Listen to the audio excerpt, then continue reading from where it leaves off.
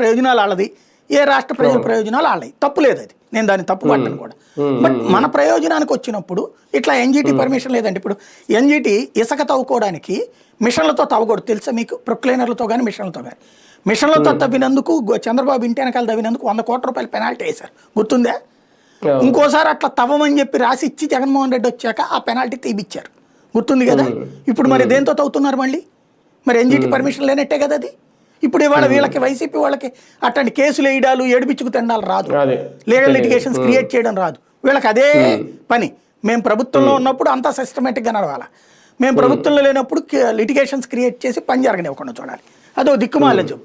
అదంతా ఒక ఎత్తు అయితే, ఇవాళ ఈ రాయలసీమ ఎత్తిపోతల పథకానికి బుద్ధి బుర్రా ఉన్నాడు ఎవడన్నా పర్మిషన్ లేదనే మాట మాట్లాడతాడా? అదే కదా, పర్మిషన్ లేదు కాబట్టి అని చెప్పేసి. ఇప్పుడు పట్టిసీమకి ఏమన్నాం, పట్టిసీమ తీసుకోగానే వాళ్ళు ఏమన్నారు, తెలంగాణ పట్టిసీమ కింద వాళ్ళు ఆడుకుంటున్నారు కాబట్టి కృష్ణా జలాల మీద హక్కు మాకు వదిలేయండి అన్నారు. అడుగుతారు వాళ్ళు. పైనోడు వెంట పడుతున్నప్పుడు వాళ్ళు అసలు నీళ్ల మీదనే యుద్ధం చేస్తున్నప్పుడు నువ్వు తీసుకెళ్లి వాళ్ళ నోట్లో నీళ్లు పోసి మన నోట్లో మట్టి కొట్టడం ఏంది? రాయలసీమ ఎత్తిపోతల పథకం అనేది 800 అడుగుల దగ్గరనే ఎత్తేస్తారన్నటువంటిది ఇప్పుడు ఒప్పుకున్నారు కదా. అంటే మరి అది ప్రయోజనమా, రాష్ట్రానికి నష్టమా? జగన్మోహన్ రెడ్డి తన ఇంటికి పట్టుకుపోయాడా, పులివెందులకు పట్టుకుపోయాడా, తన ఇంటికి పట్టుకుపోయాడా?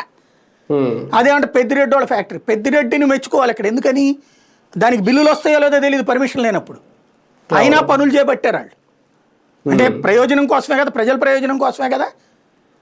మరి అదే కాంట్రాక్ట్ తప్పైతే కనుక పోలవరాన్ని తీసుకెళ్లి ట్రాన్స్టాయోడికి ఇవ్వడం, రాయపాటికి ఇవ్వడం, లేకపోతే నవయోగవాడికి ఇవ్వడం తప్పు కదా. అవన్నీ ఎవడు కాడు కాంట్రాక్టర్ తవ్వుతాడు, డబ్బులు ఇచ్చేటటువంటి దాంట్లో తెగించి ఒప్పుకున్నారు కదా వాళ్ళు. ఇప్పుడు వీళ్ళు చెప్పిందే కరెక్ట్ అయ్యి ఉంటే కనుక దానివల్ల ఏ ప్రయోజనం ఉండదని నిమ్మల రామారావు